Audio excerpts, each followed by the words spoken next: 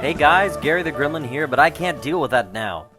As a YouTuber with an extremely small platform, I wanted to take some time to shed some light on possibly the most slept-on ceratopsian from my most favorite of toy lines, the incomparable Beast of the Mesozoic Wendiceratops. I see a lot of Beast of the Mesozoic photos on my Instagram, cough, go follow Gary the Gremlin on Instagram, link in bio, but I hardly ever see pics of this gal. Because of that, and because how much I really do like this figure, today we're going to chill out, take some time, and admire this gentle beaut. The colors are just so nice and warm here, a very good spring-toned mix. This pastel green is perfect, adding that little pop of bright color that feels realistic for a large animal, but not too flashy. That's the amazing balance Creative Beast Studios pulls off on every figure. Most of them are colorfully decorated, but don't seem garish or unrealistic. Most of them. I see you, Torosaurus. It's okay, we still all have fun here.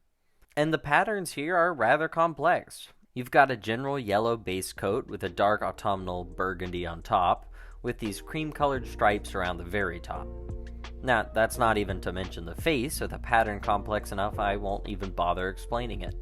You can see, I hope. My one real disappointment with this figure is something rather obvious on the yellow sections and especially on the horns. Some of it just looks really flat in color, and on these horns, which are also flat in texture, it just looks really cheap. I appreciate this slightly different shade of yellow on the jaw and neck. It helps a lot with adding depth, but around most of the body, the yellow/orange seems very flat. I think a darker brown wash would have done wonders. I guess that just wasn't considered for this one. I know it's well within the wheelhouse for Beast of the Mesozoic products. Look at the paint detail and depth on the trike. The front feet also look underdone. This really should have had a little more paint to make them look cohesive with the rest of the leg. That's not to say all the paint is bad. The aforementioned burgundy has some nice depth to it. Some areas are much darker than other spots. And for all these complaints, I have to clarify, this is still better than most other dinosaurs on the market. Number one, I don't think there's any other Wendiceratops figures out there, at least not that I have seen. Number two, most other dinosaur figures don't have painted nails, something this figure has, as well as painted teeth and gums. They're impossible to see because they're so far back in her opening mouth, but trust me, they're there.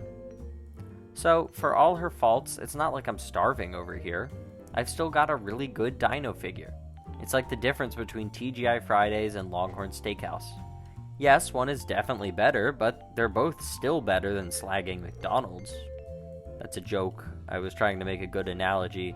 I love McDonald's, and I would love a Gary the Gremlin x Mickey D sponsorship, please. The major strength here is not the depth and detail of paint used, but the colors used themselves. It was a really solid pick basing this off the Galapagos Islands iguanas.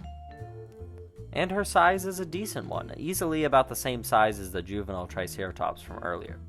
From head to tail, she's just around 12 inches long, and to the top of her amazingly adorned crest, just shy of 5 inches tall. And just like the other figures from this company, she's expertly detailed. The scales here are closer in design to the Pachyrhinosaurus, larger and more rectangular. I think that's called scutular? I'm not sure. I went to college to study film, not dinosaurs. I love the unique nose horn, like a big old flat rock perfect for skipping over a lake. These scales down on her toesy woesies are so small and fine, very impressive work.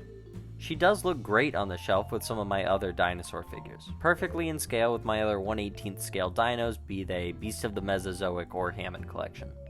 Articulation is pretty good, standard for Beast of the Mesozoic, but that means pretty decent by other dinosaur toy standards. The neck is very nice, good smooth movement, and lots of range. And I know a lot of this review I spent pointing out flaws of the figure, and I want to really reiterate how much I still love her. She just looks cute and pretty. She really taps into the beauty and wonder that paleo art can accomplish. Get this figure. I think she's not on stock on Amazon or Big Bad Toy Store anymore, but I'm sure you can find her on creativebeast.com or lurking somewhere around in the Google Shop tab. That's all I've got for today. Gary the Gremlin, out.